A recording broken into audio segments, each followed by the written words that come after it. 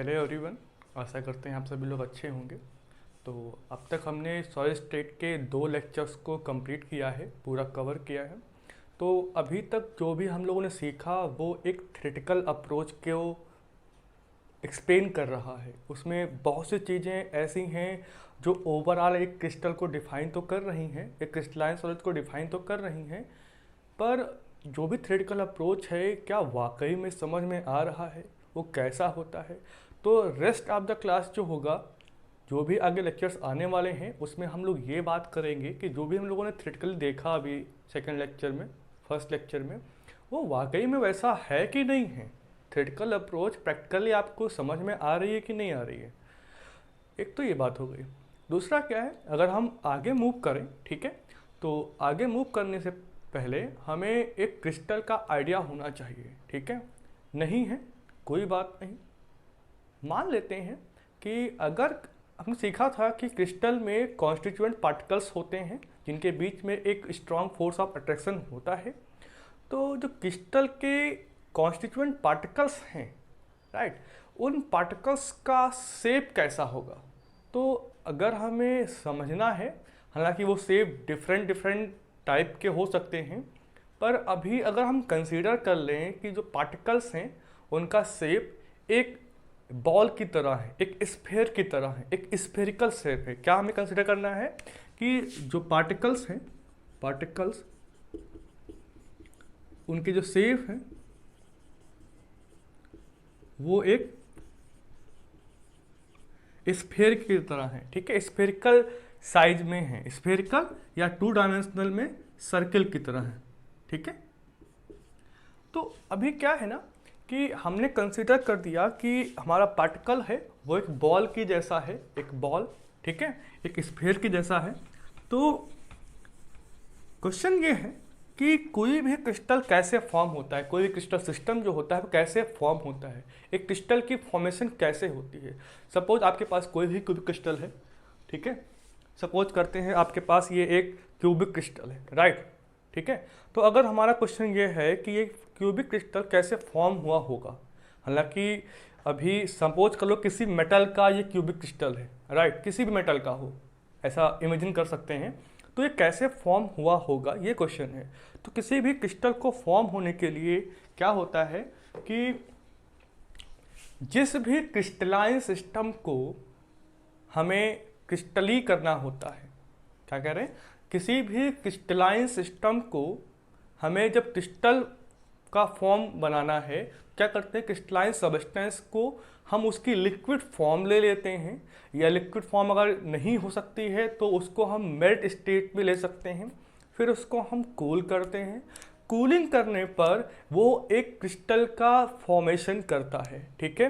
अब क्रिस्टल का फॉर्मेशन तो हो गया, पर अब डिपेंड करता है कि उसका साइज कैसा होगा। तो उसका साइज जो होता है रेट ऑफ कूलिंग पे डिपेंड करता है। ओवरऑल हम क्या कह रहे हैं समझिए। हमने कहा कि आपने एक सब्सटेंस ले लिया, एक सपोज सब्सटेंस ले लिया, ठीक है। अब इस सब्सटेंस को, ये हमारा क्या था, सब्सटेंस, इस सब्सटेंस को या तो हमने लिक्विफाई किया, ठीक है, या तो हमने लिक्विफाई किया, क्या किया, इसकी लिक्विड स्टेट को हमने एक्वायर कर लिया। लिक्विड स्टेट में कन्वर्ट करो और मेल्ट की स्टेट में कन्वर्ट कर लो। सब्सटेंस था जो कि सब्सटेंस जो हमारा था वो क्रिस्टलाइन था। एक क्रिस्टलाइन सब्सटेंस को हमने कन्वर्ट किया लिक्विड स्टेट में या मेल्ट स्टेट में, ठीक है। अब इस मेल्ट स्टेट को हमने क्या किया, कूल किया है, हमने यहाँ पर कूलिंग की है।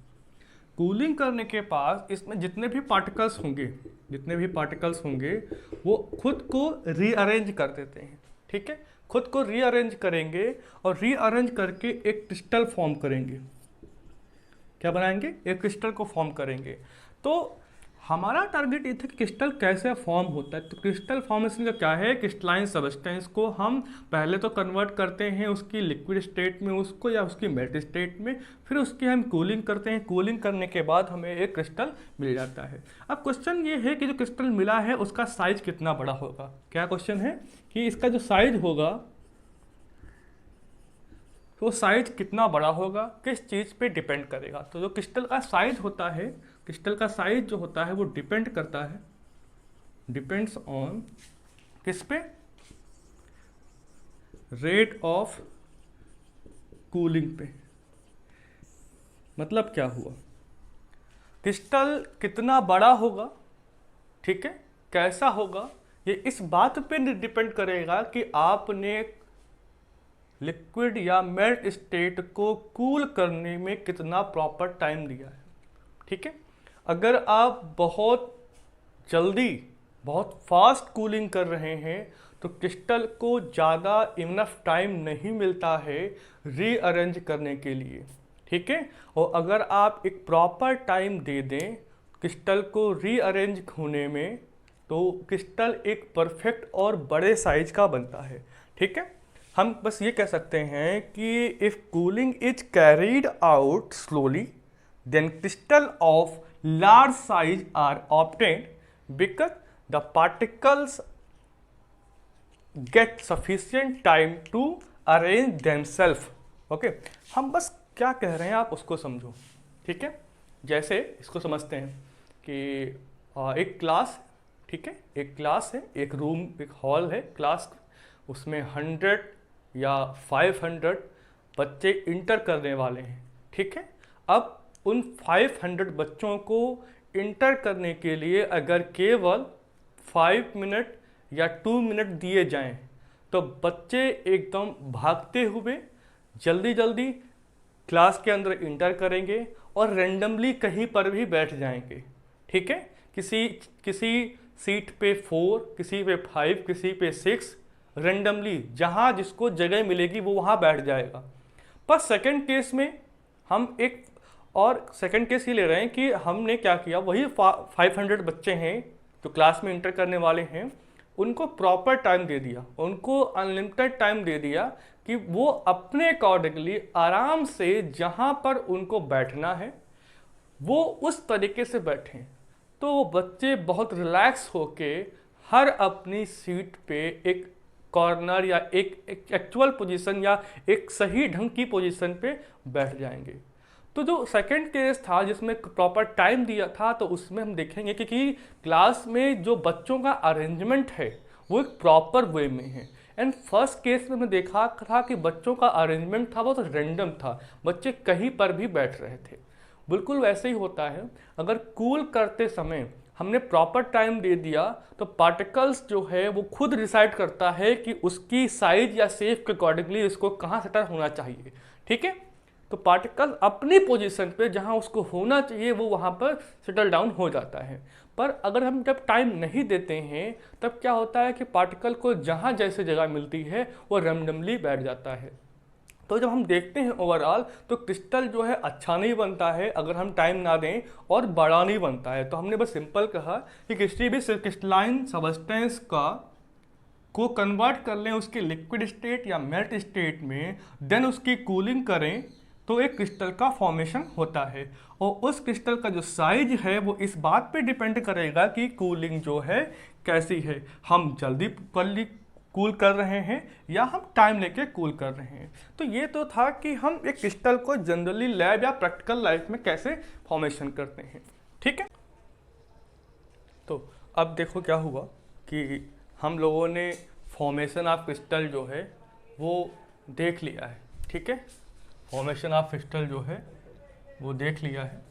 तो अब हम बात करें कि जो हेडिंग पड़ा हुआ है हमारा जो space lattice and crystal lattice, ये है क्या। तो समझो कि जो क्रिस्टल होता है वो आपका एक होमोजीनियस क्या होता है, होमोजीनियस मतलब पोजीशंस होती हैं। आप कह सकते हैं कि एक कोई बहुत बड़ी चीज़ है, ठीक है, उसका जो भी होमोजीनियस पोर्शन होगा, एक जैसा पैटर्न का पोर्शन होगा, वो एक क्रिस्टल कहलाता है। अब वो एक होमोजेनियस पोर्शन जो है वो कैसे बना होगा, तो होमोजेनियस पोर्शन जो होता है वो कंपोज ऑफ है रेगुलर पैटर्न।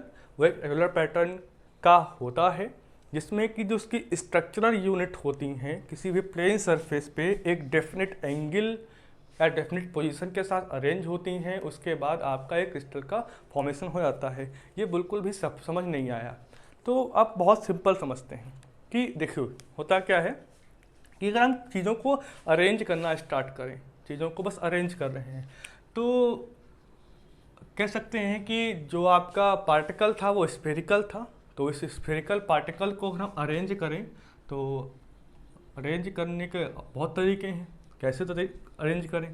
तो एक साइंटिस्ट थे ब्रवाइस, उन्होंने सबसे पहले ये कहा कि आप हर एक पार्टिकल को अरेंज करने से पहले स्पेस में कुछ इमेजिनरी पॉइंट्स को कंसीडर कर लो। आप सपोज करो कि स्पेस में कुछ इमेजिनरी पॉइंट्स हैं और उन इमेजिनरी पॉइंट्स में क्रिस्टल को सेटल डाउन कर दो। सपोज कि स्पेस में एक कुछ इमेजिनरी पॉइंट इस तरीके से थे, ठीक है। अब करना क्या है, उन इमेजिनरी पॉइंट पे ये सपोज कर लो कि इसके ऊपर जो है आपका क्रिस्टल जो है रखा हुआ है, ठीक है। मतलब हमारा क्या है उसको समझो कि इमेजिनरी पॉइंट्स थे और उन इमेजिनरी पॉइंट्स पे आपके जो पार्टिकल जो हैं वो प्रेजेंट हैं, ठीक है, बिल्कुल प्रेजेंट है, अच्छे से उनको ऊपर रख दिया गया। तो जो इमेजिनरी पॉइंट्स थे उनको कहा गया कि वो लैटिस पॉइंट होंगे। इसको वन डायमेंशनल में देखें, अगर हम इसको हम वन डायमेंशनल में देखें तो ये है।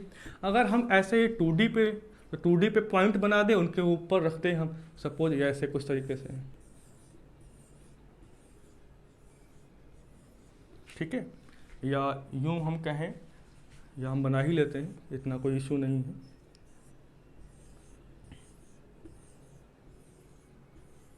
ठीक है। अब हर जगह पर इनके पहले से ही कुछ सेंटर पे लैटिस पॉइंट होंगे, ठीक है, इस तरीके से लैटिस पॉइंट होंगे। इसको हम कह देते हैं कि ये 2 डायमेंशंस में। अब देखो क्या होगा, ठीक है। ये जो है ये क्या है, इमेजिनरी पॉइंट्स, ठीक है, इमेजिनरी पॉइंट्स हैं, ठीक है, ओके। अगर हम यही चीज़ 3 डायमेंशन में सेटल डाउन करें तो ये कुछ नहीं है, कुछ इस तरीके से है कि ये पॉइंट्स हैं 2 डायमेंशंस में, ठीक है। और या हम इसी में समझते हैं इसको 2D में समझ लें कुछ ऐसे कि भाई ये x एक्सिस पे है, ये लाई का है, ये x पे है, इधर जाएंगे तो ये y पे हो जाएगा, तो 2 एक्सिस तो हो गई, तो 2D में आ गया। अगर हम कहें कि जो आपका इसके ऊपर कहीं पर सपोज कर लेते हैं, मान लीजिए यहाँ पर, ये यहाँ पर ना इसी प्लेन में नहीं है, ये जो यहाँ पर z आएगा ना, वो z वाला नंबर होगा, उस z एक्सिस पे यहाँ पर पार्टिकल इसके ऊपर रखा हुआ है। ऐसे यहाँ एक पार्टिकल रखा हुआ है, तो और यहाँ पर भी तो होगा ना इस तरीके से इसके, है ना। तो एक पार्टिकल इनके बीच में यहाँ पर रखा हुआ है, एक पार्टिकल यहाँ रखा हुआ है, ठीक है। तो समझो पार्टिकल ऐसे रखा हुआ है, लाइक इस तरीके से रखा हुआ है और टच भी कर रहे हैं दूसरे को, ठीक है। तो अब अगर हम इन लैटिस पॉइंट को उठा लें, ठीक है, इसको जो है इसको हमने यहाँ उठा लिया, इसको हमने इसके फ्रंट को यहाँ उठा लिया, देन इसको यहाँ और इसको यहाँ, ऐसे जो ऊपर रखे हुए थे ब्लू वाले पॉइंट्स को उनको भी उठा लेते हैं। वो हल्का इन चारों के बीच में थे, यहाँ पे थे, ये वाला पॉइंट इनके बीच में था, कुछ यहाँ पर था, ठीक है।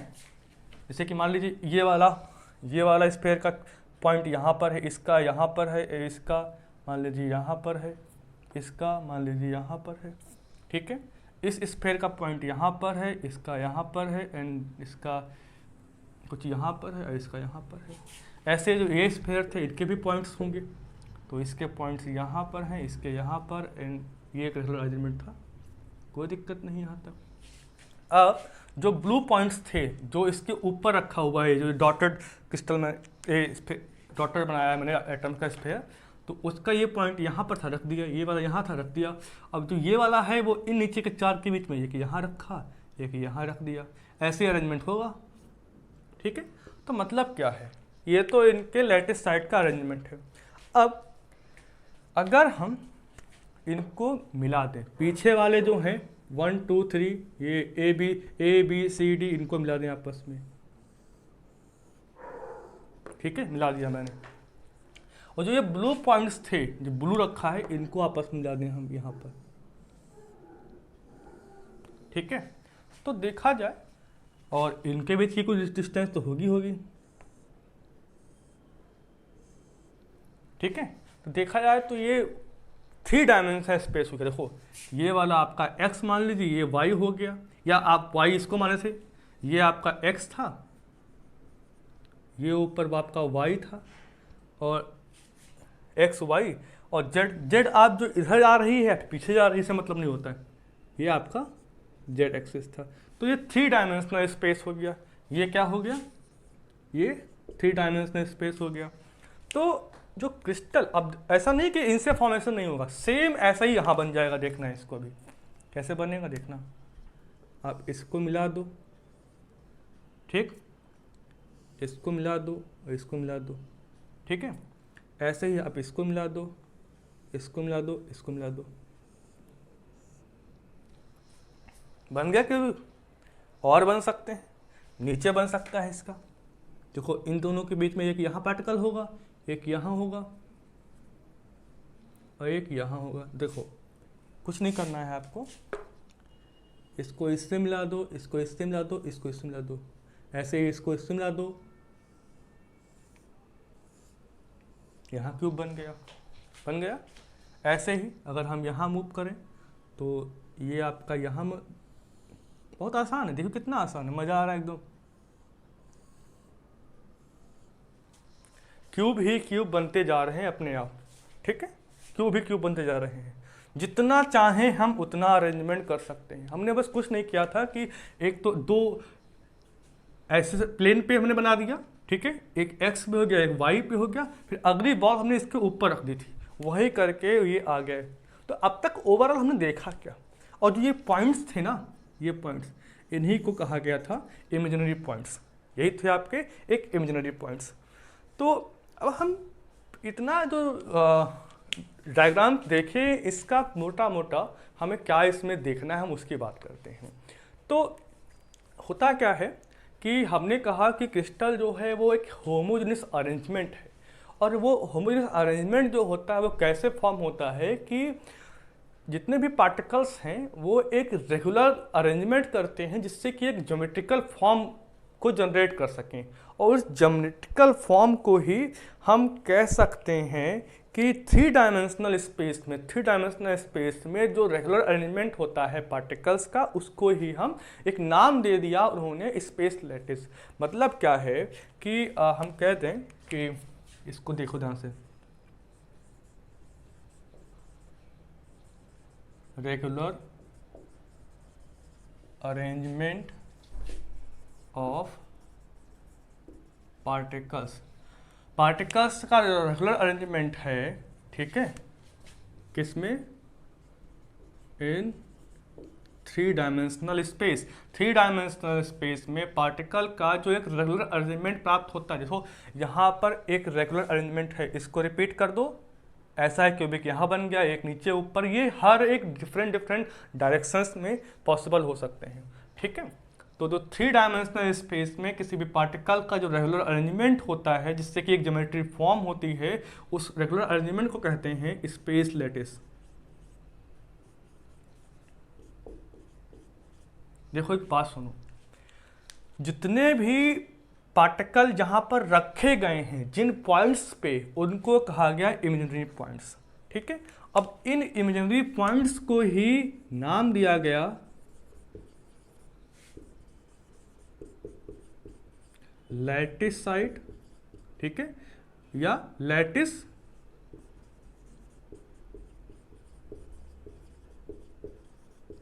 पॉइंट्स। और इन सभी लैटिस साइट या लैटिस पॉइंट जो होते हैं, इनमें एक खास बात होती है कि इनके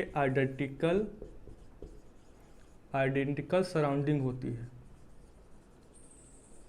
आइडेंटिकल सराउंडिंग होती है through out the crystal.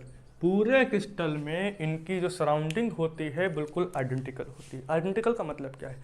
Suppose इस लैटिस पॉइंट को हम मार्क करते हैं, जो यहाँ पर था, ये आपका लैटिस पॉइंट।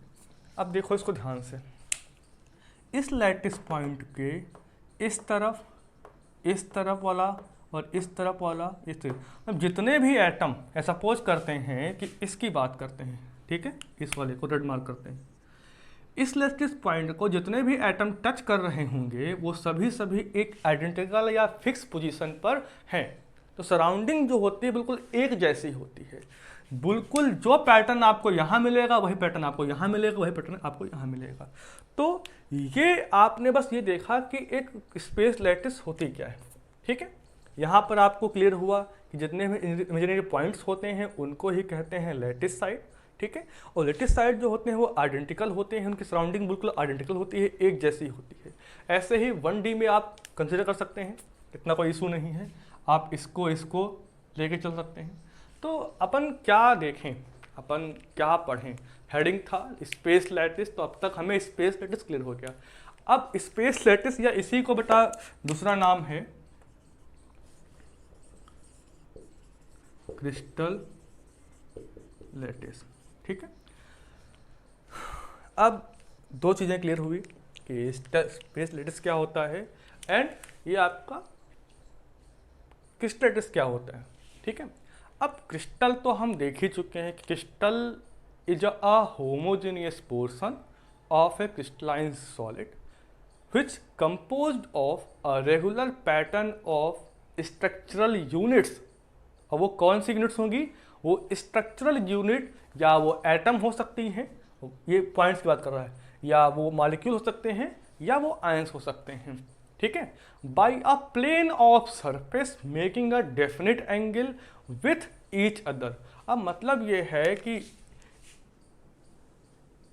इसको मिलाते हैं तो यहाँ पर इनके बीच का ये एंगल, या इसके बीच का ये एंगल, या यहाँ पर एंगल, या सबके बीच का जो एंगल्स होते हैं वो एक डेफिनेट एंगल होते हैं, है ना।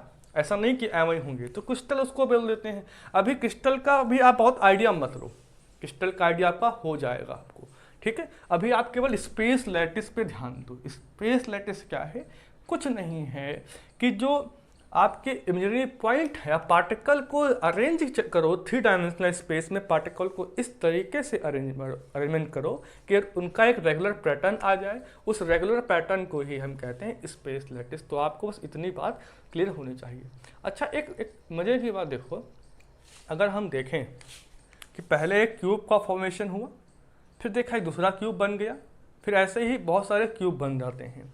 तो किसी भी क्रिस्टल लैटिस में, किसी भी स्पेस लैटिस में एक सबसे स्मॉलेस्ट पोर्शन चूज करो।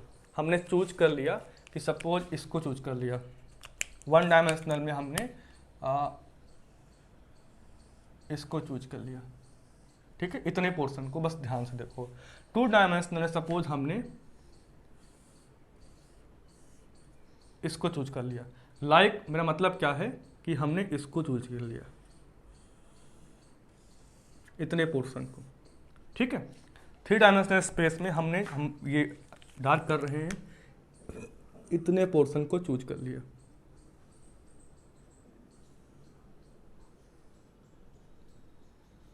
ठीक है। तो हमने चूज किया कोई भी ऐसा पैटर्न, आपकी मर्जी है, आप कोई भी चूज कर सकते हो, चूज कर लिया।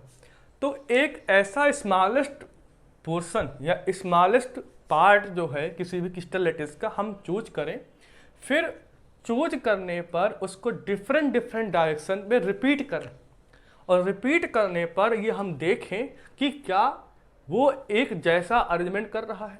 जैसे ये अगर 4 आप स्पेयर देखते हो तो ऐसे ही पैटर्न आपके पास यहाँ मिलेगा, ऐसे पैटर्न आपको यहाँ मिलेगा, देखो ऐसे पैटर्न आपको यहाँ मिलेगा, ऐसे पैटर्न आपको यहाँ मिलेगा, ऐसे यहाँ आपको मिलेगा। तो एक पैटर्न मिल रहा है, देखो, ठीक है। आप इसको भी कंसिडर कर सकते हो।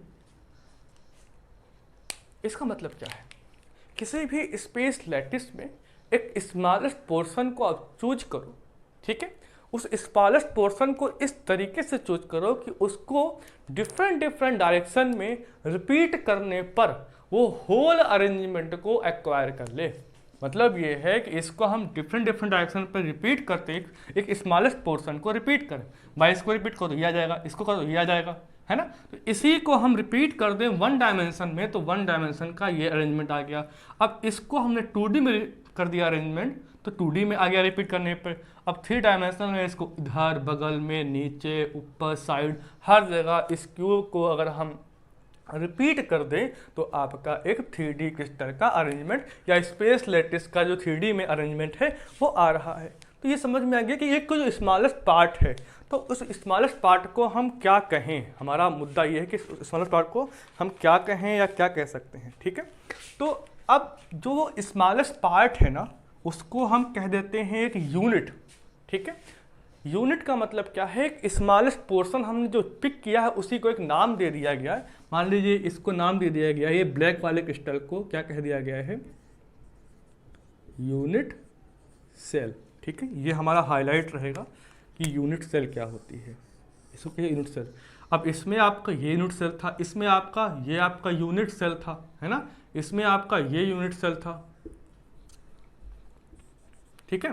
तो यूनिट सेल ये है, ठीक है। तो यूनिट सेल को हम क्या कहेंगे कि यूनिट सेल जो है वो एक स्मॉलेस्ट पोर्शन है, किसका, एक स्पेस लैटिस का। एक स्पेस लैटिस का एक स्मॉलेस्ट पोर्शन है जिसके पास सभी एलिमेंट ऑफ सिमेट्री होती हैं। अब एलिमेंट ऑफ सिमेट्री को हम किसी अदर लेक्चर में देख लेंगे। एलिमेंट ऑफ सिमेट्री, सिमेट्री का मतलब होता है कि वो हर एक एंगल या हर एक प्लेन से, ठीक है, हर एक एक्सिस या प्लेन से एकदम एक जैसा ही दिखना चाहिए।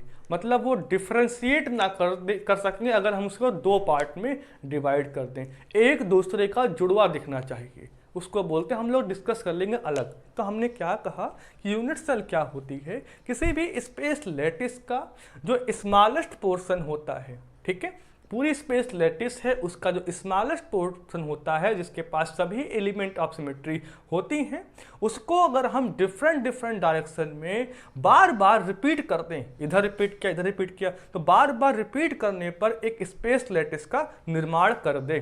या हम ऐसे कह सकते हैं, unit cell is the smallest unit which repeat itself in a different direction to generate a entire arrangement. हम इसको मैं बोल रहा हूँ, लिख लो आप, ठीक है, आप पेन उठाओ, लिखो। क्या है कि unit cell is the smallest portion of space lattice which have all the element symmetry which when repeated over again and again to give a space lattice। अब ये थोड़ा सा डिफिनेशन हो गई। एक सिंपल तरीका भी इसका तरीका है, कह सकते हो कि the smallest unit which repeat itself, the smallest unit which repeat itself in different direction to generate the entire arrangement।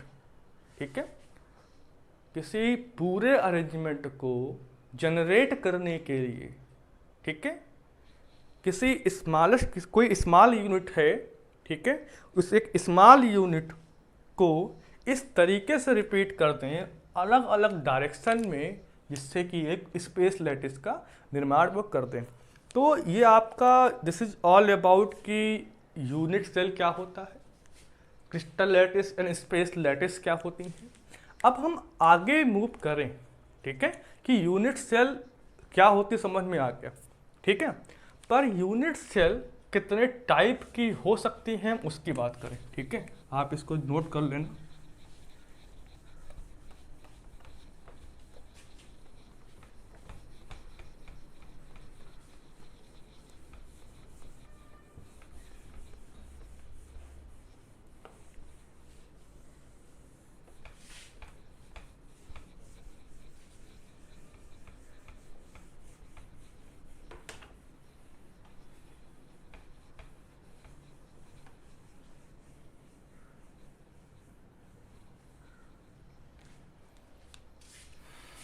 देखो स्पेस लैटिस का जो कॉन्सेप्ट है,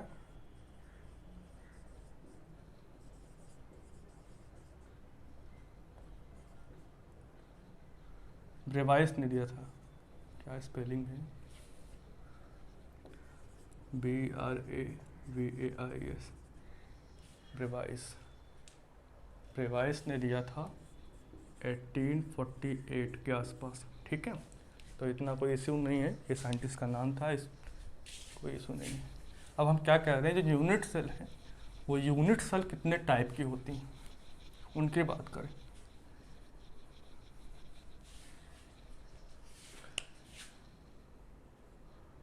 तो यूनिट सेल जो होती हैं आपके दो टाइप की होती हैं, एक तो है प्रिमिटिव और दूसरी होती है नॉन प्रिमिटिव।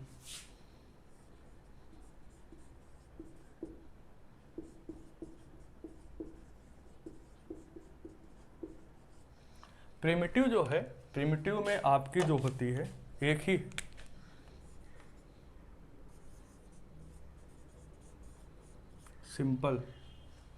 सिंपल क्यूबिक, ठीक है, सिंपल में बोल सकते हैं इसको, ठीक है। नॉन प्रिमिटिव जो होती हैं वो तीन टाइप की होती हैं। सिंपल का मतलब क्या है ये भी देख लेते हैं कि सपोज आपके पास एक क्यूब है, क्यूबिक का एग्जांपल ले लें,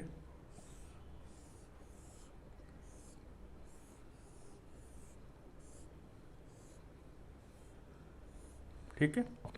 तो सिंपल क्यूबिक यूनिट सेल जो होती है, सिंपल क्यूबिक यूनिट सेल कह सकते हैं। तो सिंपल क्यूबिक यूनिट सेल में जो पार्टिकल्स होते हैं वो केवल और केवल कॉर्नर्स पे होते हैं। पार्टिकल्स जो हैं वो ऑल कॉर्नर्स पे प्रेजेंट होते हैं। तो कह सकते हैं इन अ सिंपल और primitive unit cell all particles are present at the corner of a unit cell, ठीक है। ये कहाँ होते हैं, जो ऑल पार्टिकल्स होते हैं वो कहाँ पर हैं, वो आपके कॉर्नर्स में हैं। This is your corner. अब हम बात करते हैं नॉन प्रिमिटिव में। नॉन प्रिमिटिव में सबसे पहला जो है वो है आपका body center cubic unit cell कह सकते हैं आप। क्यूबिक एक क्रिस्टल है, ठीक है। अभी हम देखेंगे कि 7 टाइप के क्रिस्टल होते हैं। अब यूनिट सेल जो है केवल 4 टाइप की है अपनी, ठीक है। ये जो ब्रेवाइस का कॉन्सेप्ट है, तो बॉडी सेंटर्ड, इसका मतलब क्या है कि आपके पास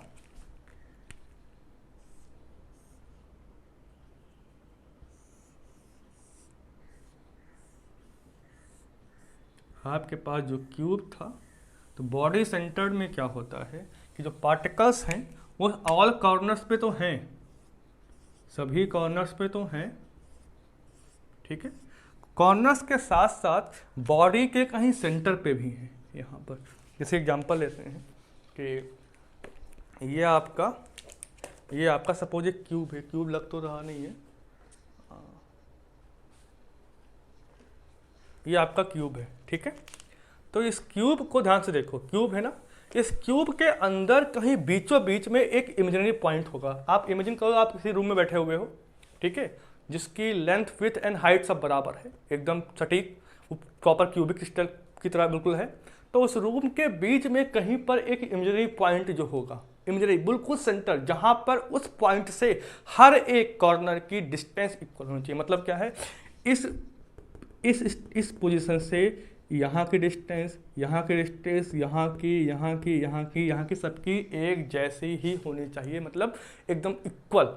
बॉडी के सेंटर, क्यूब के एक बिल्कुल सेंटर में जो पॉइंट है, कहीं पर जगह है, पोजीशन है, उस पोजीशन से कॉर्नर के सभी पार्टिकल्स की डिस्टेंस जो है आपस में इक्वल होनी चाहिए, जो कि यहाँ से होगी। तो बॉडी सेंटर का मतलब क्या है, जो पार्टिकल्स हैं वो कॉर्नर्स पे हैं, ठीक है। पार्टिकल्स क्या हैं,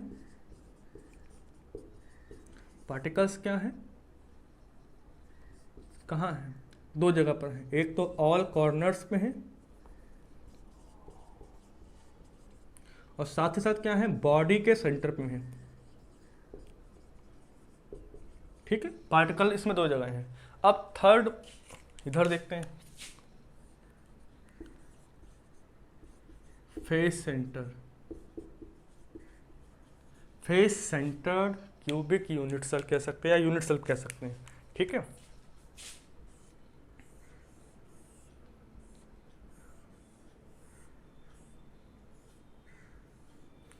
तो इसमें क्या है, इसकी बात करते हैं। इसमें पार्टिकल जो है कॉर्नर्स पे तो हैं,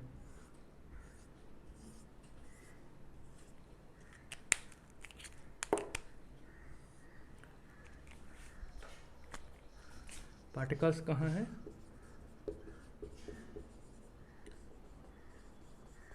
ऑल कॉर्नर्स पे हैं, साथ ही साथ कहाँ है, फेस के सेंटर पे हैं। ठीक है, इसका मतलब क्या है, देखो फेस का मतलब क्या है उसको हम समझते हैं।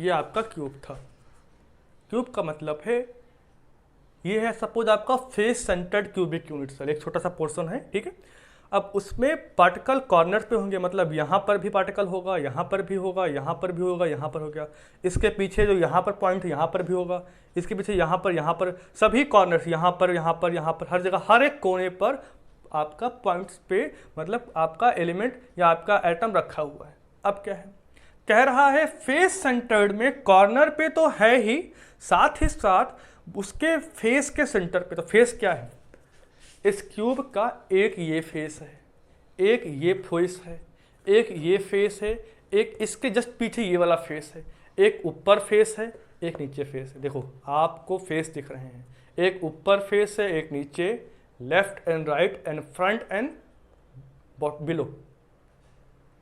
आप देखो बैक साइड में, फ्रंट साइड में, तो 1 2 3 4 5 एंड 6 फेसेस हैं। तो कह रहा है कि पार्टिकल कॉर्नर पे तो है ही, कॉर्नर के साथ साथ हर एक फेस के सेंटर पे है। ठीक है,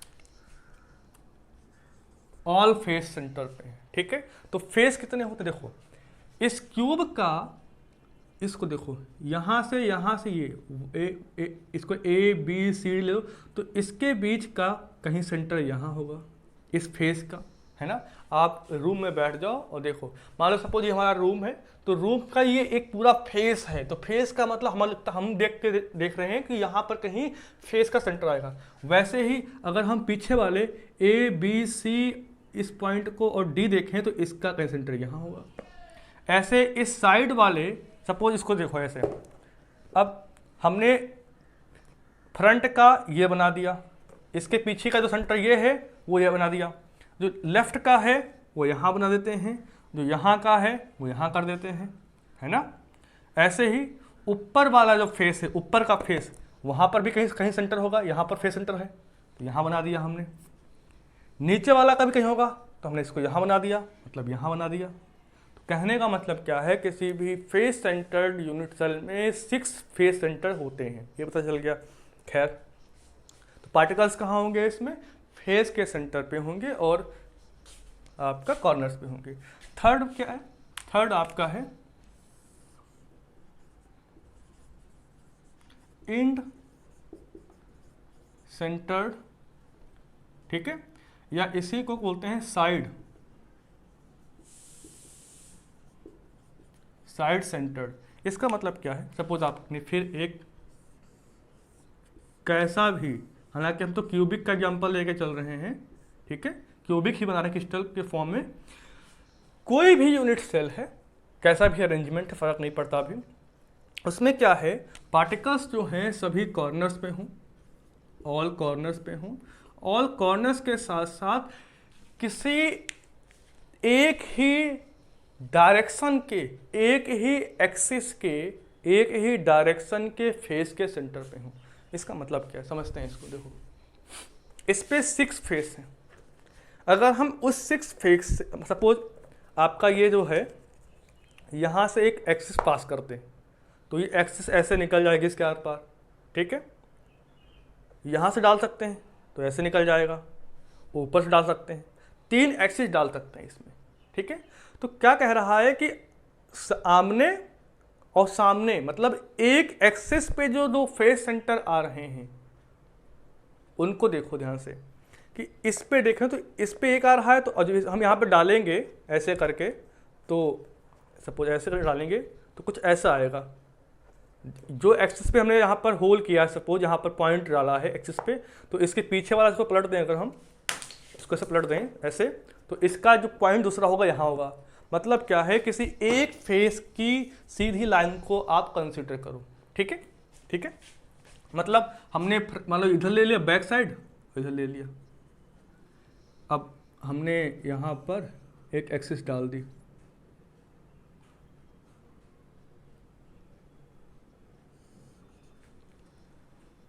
ठीक है, ये इसके अंदर से इंटर होते हुए बाहर निकल गया। ठीक है,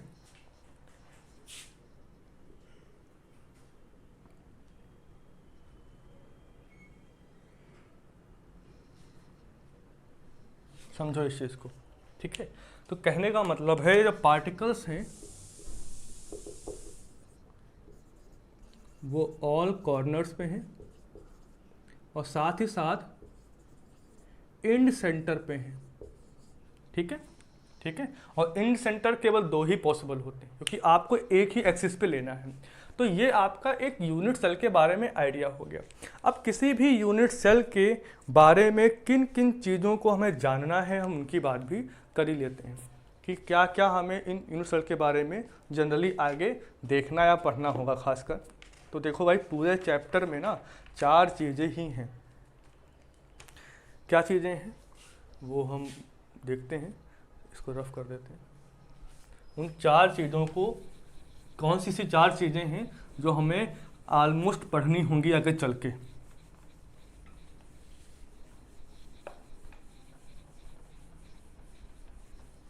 देखो, नंबर 1 चीज़ क्या है कि किसी एक यूनिट सेल में, कोई भी यूनिट सेल हमारी है, हमें क्या फ़र्क पड़ता है, तो किसी भी एक यूनिट सेल में टोटल नंबर ऑफ एटम कितने हैं। पहला हमारा क्वेश्चन क्या होगा, पेपर में क्वेश्चंस क्या है, मतलब पूरे चैप्टर में है क्या क्या पढ़ना है। क्या पढ़ना है कि हमने कोई भी यूनिट सेल आपको दे दी और बस सपोज करते हैं, आप पूछते हैं आपसे, आप बताओ कि आप इस यूनिट सेल को ले लो, फेस सेंटर्ड यूनिट सेल है आपके पास, और इस फेस सेंटर्ड यूनिट सेल में कितने टोटल नंबर ऑफ पार्टिकल हैं, मतलब इस यूनिट सेल में कितने पार्टिकल प्रेजेंट हैं। तो पहला क्वेश्चन हो सकता है इस बारे में कि नंबर ऑफ पार्टिकल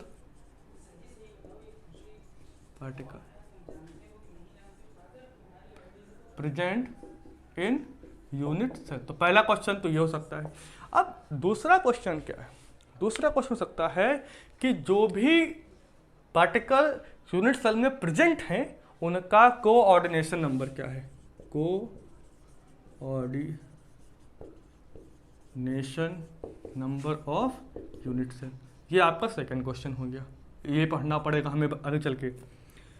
नंबर 3 क्या हो सकता है कि जो भी यूनिट सेल है, ठीक है, तो उस यूनिट सेल की डेंसिटी क्या है, density of unit cell.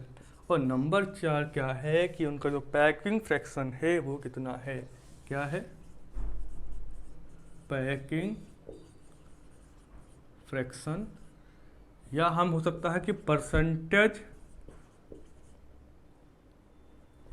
Packing fraction निकालना आ जाए, पैकिंग फ्रैक्शन। यूनिट सेल के बारे में हमें 4 टाइप की चीज़ें पढ़नी है कि नंबर ऑफ पार्टिकल्स कितने हैं यूनिट सेल में, दूसरा कोऑर्डिनेशन नंबर क्या है यूनिट सेल का, तीसरा डेंसिटी क्या है, और चौथा उसका पैकिंग फ्रैक्शन क्या है आगे के लेक्चर्स में।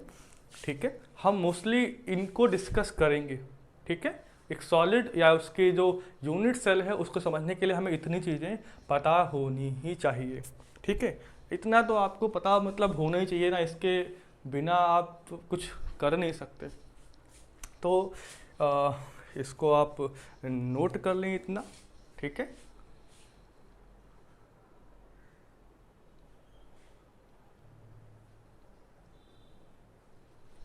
अब क्या है ना कि अगर हम किसी एक यूनिट सेल को 3 डायमेंशनल स्पेस पे एग्जैक्टली डिफाइन करना चाहें, क्वेश्चन क्या है समझो, हम कह रहे हैं कि 3D में, इन 3D में किसी यूनिट सेल को, किसको, फॉर डिफाइनिंग, किसी यूनिट सेल को हम डिफाइन कर रहे, defining, for defining a unit cell, one unit cell की बात करें अगर 3 डायमेंशनल स्पेस में एक यूनिट सेल को अगर हम डिफाइन करना चाहें तो उसको डिफाइन करने के लिए हमें क्या क्या रिक्वायरमेंट होंगी। मेरा क्वेश्चन ये है कि what is the requirement, what type of requirement हमें ज़रूरत पड़ेगी किसी एक यूनिट सेल को डिफाइन करने में। ठीक है, तो रिक्वायरमेंट की बात करते हैं। ठीक है, what type of requirement we require to define one unit cell, किसी एक यूनिट सेल को हमें डिफाइन करने के लिए हमें कितनी रिक्वायरमेंट की ज़रूरत पड़ेगी। तो हमें 6 पैरामीटर्स, हमें 6 पैरामीटर्स चाहिए उसको डिफाइन करने के लिए। और जो 6 पैरामीटर होते हैं वो कहाँ कहाँ होते हैं, एक तो एज लेंथ पे होते हैं और दूसरे जो हैं वो एंगल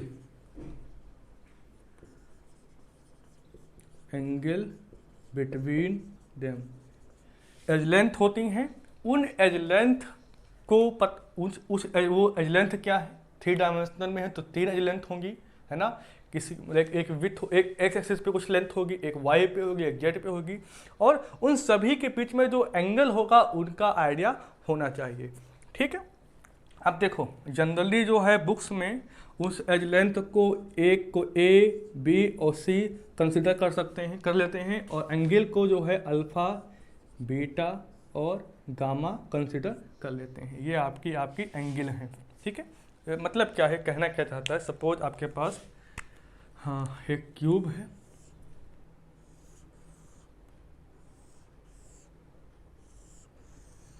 यहाँ पर जगह नहीं है, मैं इसको यहाँ बनाता हूँ।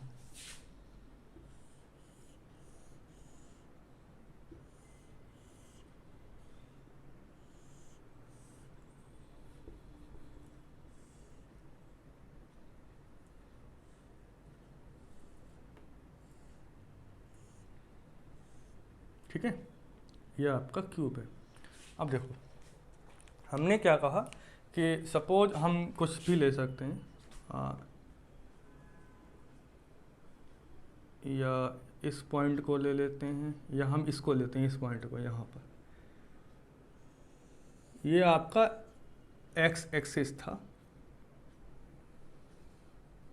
ये वाई था, सपोज ये आपका जेड। ठीक, अब एक्स एक्सिस पे यहाँ से यहाँ तक की जो डिस्टेंस है इसको हमने ए कह दिया। वाई एक्सिस में यहाँ से इस पार्टिकल की जो डिस्टेंस है, जो लास्ट पार्टिकल है, उसको बी कह दिया, और यहाँ से यहाँ तक कह दिया सी। तो ये आपके हो गए। अब अल्फा बीटा गामा मतलब उन्हीं एज के बीच में, मतलब इस एक्स एक्सिस वाले इसके और इसके बीच में क्या होगा, एंगल। तो alpha beta gamma actually books में जब ये एंगल दिए गए हैं, आगे आपको प्रॉब्लम होगा क्योंकि जब बुक्स को समझना होगा, तो एक ट्रिक है उसको समझते हैं कि किसके बीच में कौन सा एंगल होगा। तो आप देखो क्या करना है, आपको ध्यान देना है। आप कुछ मत करो, यहाँ ए लिखो, यहाँ बी लिखो, यहाँ सी लिखो, एज लेंथ। अब हमको एंगल, हमको कुछ नहीं करना, यहाँ पर अल्फा लिखो, यहाँ बीटा, यहाँ गामा, ए बी सी लिखो, फिर अल्फा बीटा गामा लिख दो उसके नीचे जस्ट। अब हमें देखना बस ये है कि किसके बीच में कौन सा एंगल देखना है। अब ए और बी के बीच में हमें एंगल देखना कि क्या है। ठीक है, तो ए और बीच में, तो इसके एकदम सामने का अल्फा है, इसको बीटा है, इसको छिपा लो। ए बी के एंगल देखना है हमें, तो इसके सामने अल्फा बीटा वो छिपा लो, तो जो बचा हुआ वही एंगल होगा। तो ए और बी के बीच का जो एंगल है वो हमारा गामा हो गया। ऐसे ही बी और सी के बीच में देखना चाहें हम, बी और सी के बीच में, तो बी के नीचे क्या है, बीटा, सी नीचे क्या है, गामा। तो बी इसको छिपा लो ऐसे, यहाँ क्या दिख रहा है, हमारा अल्फा दिख रहा है। तो बी और सी, बी एंड सी के बीच में जो एंगल है उसको अल्फा कहेंगे। ठीक है, अब हमें निकालना है ए, देखो ए का बी के साथ हो गया, ए का सी के साथ अभी नहीं हुआ है, बी का सी के साथ हो चुका है। ए बी के बीच में एंगल क्या था, गामा हो चुका है। बी सी के बीच में क्या है, अल्फा हो चुका है। अब ए और सी के बीच में एंगल क्या है, तो अब ए के सामने अल्फा है, सी के सामने बीटा है, तो इसको भी छिपा लो और इसको भी छिपा लो, तो बचा है बीटा, तो क्या हो गया यहाँ का एंगल बीटा। तो एक आइडिया आपको ये भी होना चाहिए कि यूनिट सेल को डिफाइन करने के लिए हमें 6 पैरामीटर चाहिए होते हैं, और उन 6 पैरामीटर्स को हम एज लेंथ और एंगल पे देखते हैं। ठीक है, अब आगे बढ़ते हैं। अब देखो क्या है,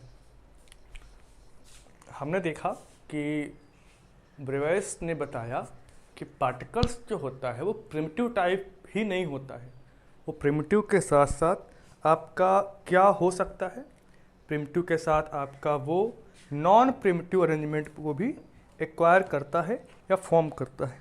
ठीक है, इतनी बात आपने ये चीज़ देखी और सीखी, राइट। तो अभी क्या है ना कि ब्रेवेस ने क्या किया, कहाँ गया यार,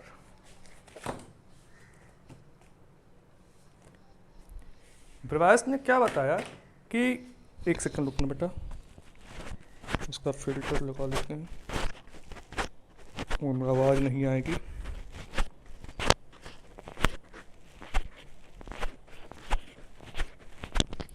ओके, तो हम क्या कह रहे हैं कि ब्रेवेस ने बताया कि पार्टिकल या क्रिस्टल केवल प्रिमिटिव टाइप नहीं होता है, मतलब यूनिट सेल जो होता है प्रिमिटिव ही ना हो के नॉन प्रिमिटिव हो सकता है। इसका मतलब क्या है कि पार्टिकल केवल कॉर्नर्स पे ना होकर वो बॉडी सेंटर या फेस सेंटर या इंड सेंटर पर प्रेजेंट हो सकते हैं। क्या, नंबर 1 कि ब्रेवेस ने ये बताया 1848 के आसपास कि पार्टिकल जो है केवल कॉर्नर पे ही प्रेजेंट ना होकर वो यूनिट सेल के अंदर क्या हो सकते हैं, बॉडी सेंटर या फेस सेंटर या इंड सेंटर पर भी प्रेजेंट हो सकते हैं।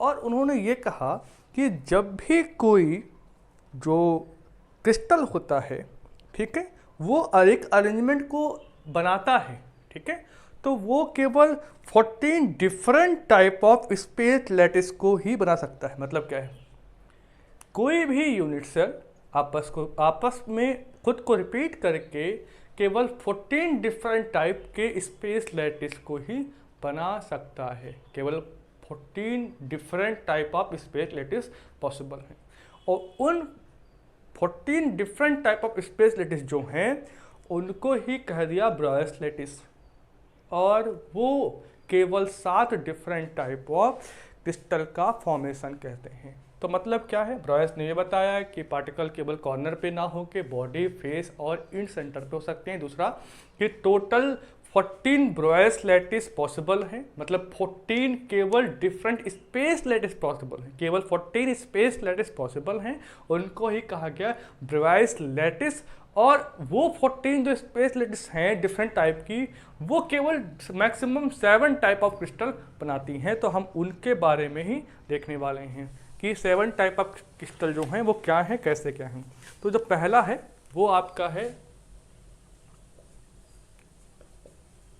पहला जो है आपका आर्थोरोम्बिक, ठीक है। दूसरा है क्यूबिक, ये क्रिस्टल सिस्टम है, ठीक है। तीसरा क्या है, मोनोक्लिनिक। फोर्थ वन क्या है, मोनोक्लिनिक, ट्राइक्लिनिक नहीं, मोनोक्लिनिक, ट्राइक्लिनिक। इसके बाद आता है आपका को कुछ छूट गया है, हाँ छूट गया सीरियल, मुझे एक सीरियल याद है, वो उसके अकॉर्डिंगली चलेंगे हम, वरना गड़बड़ जाएगा ना। कोई दिक्कत नहीं सीरियल का। नंबर 3 टेट्रागोनल, मुझे इसी फॉर्म में याद है। फोर्थ वन जो है आपका टेट्रागोनल, टेट्रागोनल के बाद आता है monoclinic, clinic, and fifth one जो है मोनोक्लिनिक, उसके बाद आता है आपका हेक्सागोनल, हेक्सागोनल, और इसके बाद आता है रोम्बोहेड्रल, एक सेकेंड, कुछ मिस तो नहीं हुआ है। 1 2 3 4 5 6 एंड 7 क्या है? ट्राई क्लिनिक नहीं हुआ, हेक्सागोनल के ऊपर था ट्राई क्लिनिक।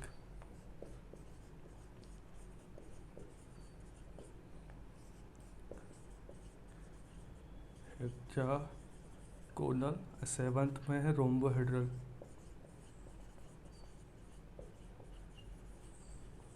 और रेम्बोहेड्रल जो क्रिस्टल है इसी को हम ट्राईगोनल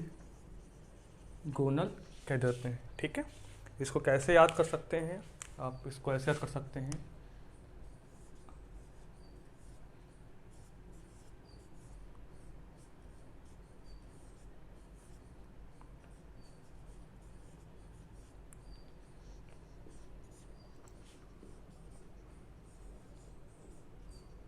इस लेटर्स को याद करो सीरियल से। ठीक है, अब इसके लिए कोई ट्रिक बनाओ या क्या करते हो मुझे नहीं पता। ठीक है, हमारे एक सर थे, उन्होंने सिखाया था हमें इस तरीके से कि यहाँ पर ओ है, फिर सी, फिर टी की मतलब क्या है? देखो ध्यान से, टी की मतलब क्या है? ओ लेटर जो है आर्थो में ओ के लिए है, सी फॉर क्यूबिक, टी मतलब टेट्रा, डबल टी इसलिए क्योंकि यहाँ पर ट्राई में भी टी है, राइट? तो टेट्रागोनल हो गया। M for monoclinic, triclinic, hexagonal and rhombohedral. ये एक तरीका है याद करने का, फर्क नहीं पड़ता। अब उनकी एज लेंथ और इनके क्या क्या है चीज़ें उसकी बात करते हैं। देखो, सबसे पहली बात ये है कि आपको पता होना चाहिए कि आर्थोरोम्बिक, देखिए इससे आपका नीट में भी आता है,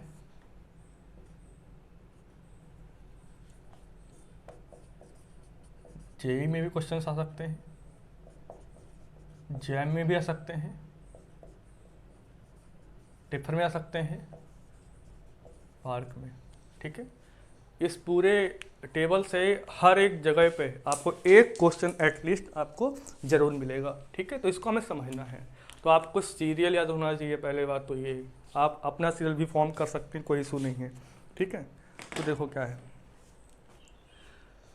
आपको बहुत सिंपल तरीका बताता हूँ। ठीक है, सबसे पहले हम बात करते हैं कि टाइप ऑफ लैटिस कितनी है। ठीक है, तो आर्थोरोम्बिक में 4 हैं, फिर नीचे 3 है, फिर 3 है, 4 3 2, 4 3 2, फिर 2 1 1 1, ऐसे याद कर लो सीरियल से। Orthorhombic, cubic, orthorhombic, cubic, tetragonal, monoclinic, triclinic, hexagonal, rhombohedral. तो आर्थोरोम्बिक में 4 लैटिस हैं, इसमें 3 है, इसमें 2 है।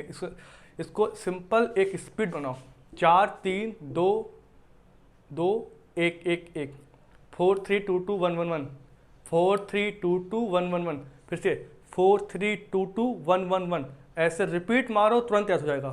4 क्यों याद किया बताते हैं। 4 का मतलब है 4 डिफरेंट टाइप ऑफ लैटिस होंगी। तो इसका मतलब क्या है?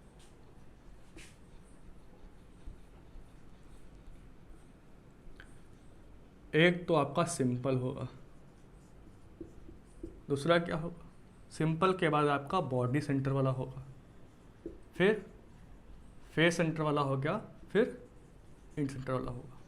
ध्यान रखो क्या मैं बता रहा हूँ आपको। 4 है, हमने अभी बताया टाइप ऑफ यूनिट सेल, उसमें आपको हमने एक सीरियल बताया था, सिंपल, फिर बॉडी, फिर फेस, फिर इंड। आप इसको इसी सीरियल में याद रखो, वरना आपको बहुत प्रॉब्लम होने वाली है, वरना आप इसको याद नहीं कर पाएंगे, आपको रटना पड़ेगा। तो ट्रिक बनाओ उसके लिए। ठीक है, उसी सीरियल में simple, body, face and end. Number 2 3 पे क्या, अभी 3 है तो 3 में क्या होगा? लास्ट वाले को हटा दो, सिंपल होगा, बॉडी होगा और फेस होगा। यहाँ पर 2 हैं तो आप फेस को हटा दो। ठीक है, सिंपल होगा और बॉडी होगा। यहाँ फिर से 2 है तो यहाँ पर सिंपल होगा और बॉडी होगा, ऐसा बिल्कुल भी नहीं है। यहाँ पर आपको ध्यान देना है, खासकर यहाँ पर इंड होता है, ठीक, इंड सेंटर वाला होता है। इसको कैसे याद रखेंगे, देखो आप एक टर्म हमने सिखाया था हमारे, बी याद रखो। क्या कह रहा हूँ, बी, बी मतलब होना। तो बी का मतलब क्या है, बी, बी को ऊपर ले जाओ, बी फॉर बॉडी और ई फॉर इंड। इससे आपको याद रहेगा कि किस दो में बॉडी है, किस दो में इंड है। मतलब क्या हुआ कि आपका टेट्रागोनल में आपका सिंपल एंड बॉडी है और मोनोक्लिनिक में आपका सिंपल और इंड है, और एक एक एक वाले हैं वो सभी सिंपल हैं।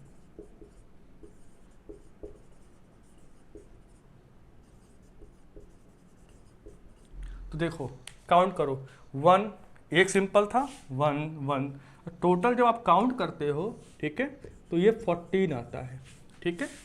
और इसी 14 को कहते हैं ब्रवाइस लैटिस। ये 14 ब्रवाइस लैटिस आपकी हैं, ठीक है, ओके। इतनी बात हो गई। अब देखो क्या है, axis of symmetry of plane of symmetry, इसको हम पढ़ेंगे बाद में। अभी आप इसको ऐसे लिख दे रहा हूँ, मैं समझाऊंगा आपको, ऐसा नहीं कि रटना होता है, ये सब टेक्निकल चीज़ें हैं। ये 3 है, ये भी 3 है, और ये 13 होती है, ये 9 होती हैं, ये 5 है, ये 5 है, इसमें ये 1 है, ये 1 है। मोनोक्लिनिक में 0 0 होती, मतलब नहीं होती है। और इसमें 7 है, इसमें 7 है, और इसमें भी 7 है, इसमें भी 7 है। अब ये हल्का सा ऊपर नीचे हो गया, इसको मैं सही कर देता हूँ। देखो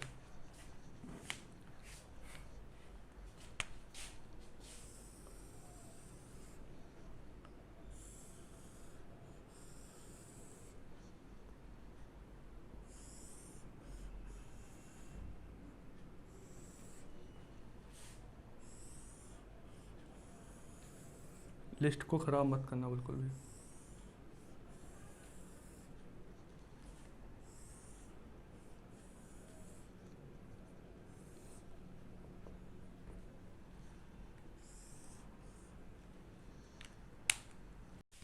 ओके, तो हमारे पास अभी 2 पैरामीटर बचे हुए हैं, एज लेंथ और बॉन्ड एंगल का।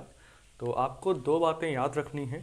पहला, जो आपका ट्राइक्लिनिक था उसमें हमने देखा था कि इसमें कोई भी plane of symmetry and axis of symmetry क्या है, हम बस ये कह रहे हैं ट्राइक्लिनिक में प्लेन ऑफ सिमेट्री नहीं होती हैं और एक्सेस ऑफ सिमेट्री भी नहीं होती। तो ये आपका एक क्वेश्चन बन सकता है यहाँ से, ठीक है। आपका एक इम्पॉर्टेंट क्वेश्चन जो आपके टिफर, जैम या जेई और नीट में बनता है कि आपको एज लेंथ फाइंड आउट करनी होती है किसी भी क्रिस्टल सिस्टम की, राइट। या आपको एज लेंथ या बॉन्ड एंगल दे देगा और पूछेगा आपका इसके अकॉर्डिंगली क्रिस्टल सिस्टम क्या है। तो क्या है कि जो आपका क्यूबिक क्रिस्टल है वो आपका मोस्ट सिमेट्रिक है। तो इसका मतलब क्या है, जितने भी इसमें एज लेंथ होती हैं वो एक दूसरे के इक्वल होती हैं और वो सारी की सारी 90 एंस की होती हैं, ठीक है, 90 डिग्री की। और जिस पे जो इसके एंगल होते हैं, alpha equal to beta equal to gamma equal to 90 एस। अब जो ट्राइक्लिनिक था ये आपका मोस्ट अनसिमेट्रिकल था। ये क्या था, मोस्ट अनसिमेट्रिकल था। इसका मतलब ये हुआ कि ना तो इनके एंगल आपस में इक्वल है, सॉरी, ना तो, ये क्या लिख दिया, एंगल तो वहाँ लिखना था ना तो इनकी एजेस आपस में बराबर हैं और ना तो इनके एंगल,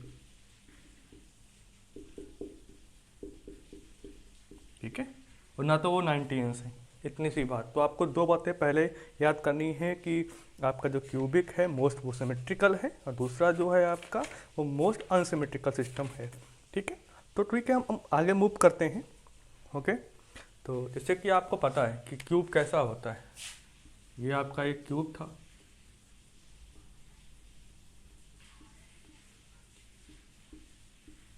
ठीक है। अब अगर इस क्यूब की हम कहते हैं कि ये A equal to b equal to c था, ठीक है। अब हम सपोज करते हैं कि ये आपके पास एक क्यूब है, एस क्यूब है। तो इस एक क्यूब को किसी एक फेस से ऊपर से या इधर से पकड़ के थोड़ा खींच दें, इलोंगेशन कर दें, हल्का सा इसको खींच दें। ठीक है, खींचने का मतलब क्या है कि हम सपोज करते हैं इस डायरेक्शन में इसको खींच रहे हैं, तो कुछ ऐसा बन जाएगा।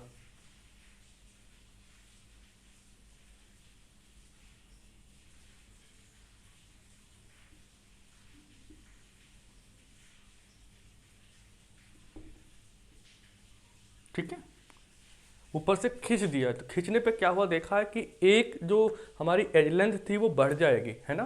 तो उसी को हमने सी कह दिया कि भाई ये सी जो है बढ़ गई। अब यहाँ पर जो है देखा हमने कि ए बी के इक्वल है, पर ए बी जो है कोई भी सी के इक्वल नहीं है। इतनी बात समझो कि ए बी के इक्वल है पर सी के इक्वल ए बी नहीं है। ठीक है, पर इसमें क्या है, एंगल जो है आपका वो बरकरार है। ठीक है, इतनी सी बात पता होनी चाहिए।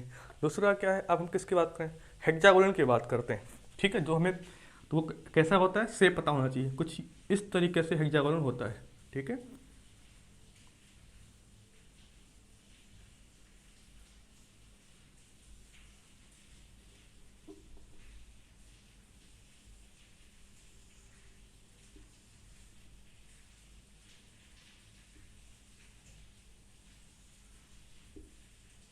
ठीक है। तो इसमें मान लो ये ए है, ये बी है और ये सी है। तो सी हमारा देखो बड़ा सा है ना। ये ए और बी इक्वल है। साथ ही साथ देखते हैं कि हमारे बीच में ए और ई ऐसा कुछ है ना, हेक्सागोनल ऐसा है। ये 6 पॉइंट्स हैं, फिर एक ऊपर से लंबा सा है, तो इसी 4 पॉइंट्स का है, लेकिन यहाँ 6 पॉइंट ले लो। तो मतलब क्या है कि सी की लेंथ ज़्यादा है। दूसरी बात क्या है कि जो भी इसके बीच में यहाँ पर एंगल हो यहाँ बन रहा होगा, मतलब क्या है कि ए और सी के बीच का एंगल और बी और सी के बीच का एंगल तो 90 है। पर ए बी जो होता है, अब हेक्सागन कोई भी इस तरीके से है इक्वल, तो इसके बीच का 90 तो पॉसिबल नहीं, क्योंकि 5 तो फिर आपका 360/5 करोगे तो 120 आएगा। ठीक है, हाँ 120 ही आएगा, तो ये होगा 120। इसका मतलब क्या है कि एक एंगल जो हमारा 120 है और दो एंगल जो आपके हैं वो 90 हैं। ठीक है, तो इसमें देखते हैं कहाँ गया हेक्सागोनल।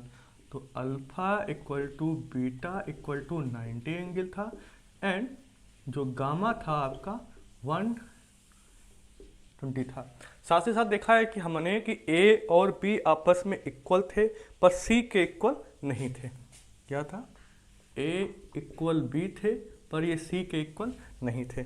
अब बात करते हैं रोम्बोहेड्रा। रोम्बोहेड्रा कुछ इस तरीके से होता है, वो परफेक्ट नहीं होता है। क्यों,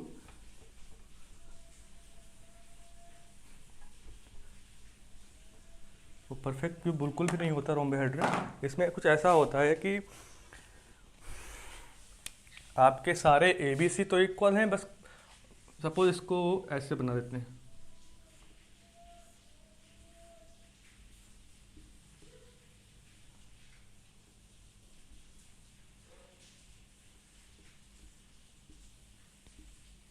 कुछ इस तरीके से। ठीक है, देखो क्या होगा कि सारे ए बी सी इक्वल हैं, a equal to b equal to c है, पर यहाँ पर कोई भी कोण 90 अंश नहीं है, 90 एंगल बिल्कुल भी नहीं है। क्या था, हमने कहा a equal to b equal to c तो है, पर alpha is not equal to beta is not equal to gamma is not equal to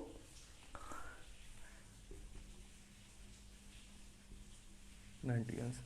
ठीक है, इसका मतलब ये है, अरे सॉरी, कहने मतलब ये है कि 90 नहीं लेकिन आपस में इक्वल है।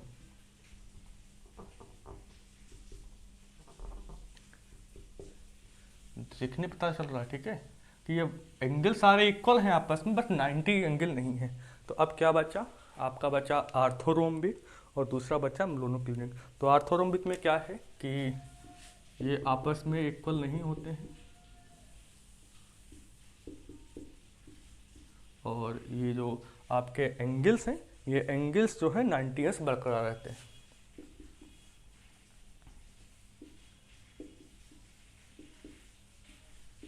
ठीक है, आपको मोनोक्लिनिक को मैं स्टार लगा रहा हूँ, इसको ही आपको याद रखना है कि मोस्ट ऑफ द गलतियाँ यही होती हैं, बाकी तो हमें याद हो जाती हैं।